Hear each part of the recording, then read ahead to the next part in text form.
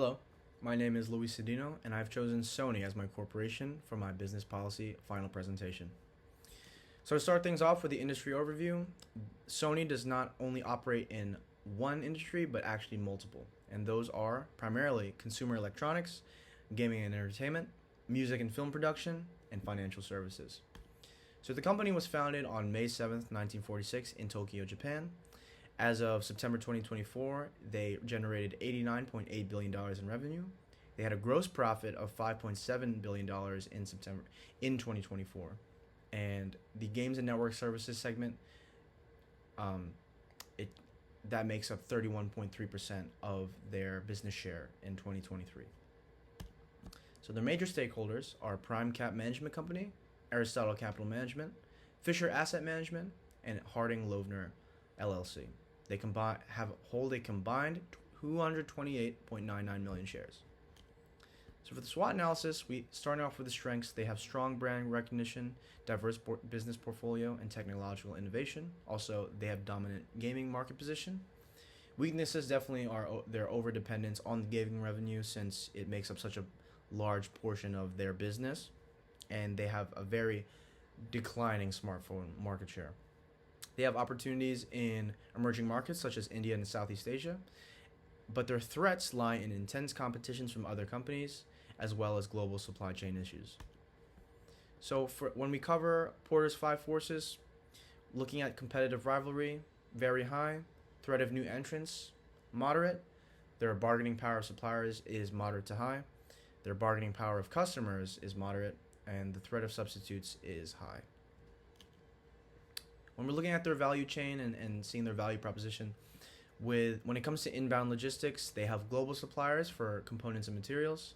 When it comes to operations, they have efficient manufacturing of consoles and electronics with a strong research and development focus. With outbound logistics, they use global retailers and direct sales. An example of that is their PlayStation stores. For their marketing and sales, they have strong branding, exclusive games, and promotions just for Sony. And for service, they offer strong customer support, PlayStation Network, and they have post-sales updates. So when we look at a resource-based view of Sony, their tangible resources are their manufacturing plants, their headquarters, their R&D labs, retail stores, and their financial strength. Intangible resources are their strong brand, patents, and exclusive game franchises, as well as their workforce. And their capabilities are their innovation in their respective industries and having a strong global marketing push and their partnerships.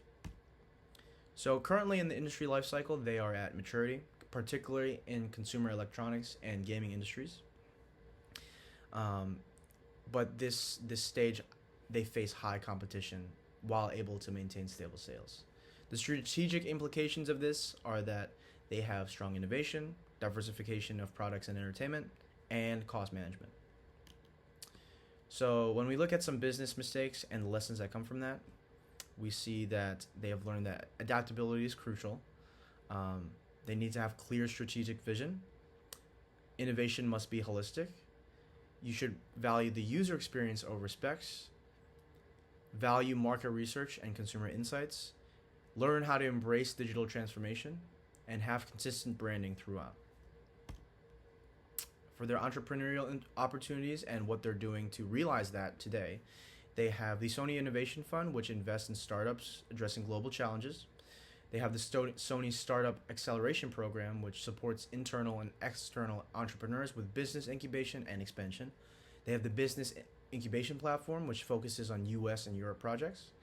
And they have local creation in India as well, which promotes local music and streaming content through Sony Music and Sony Pictures networks.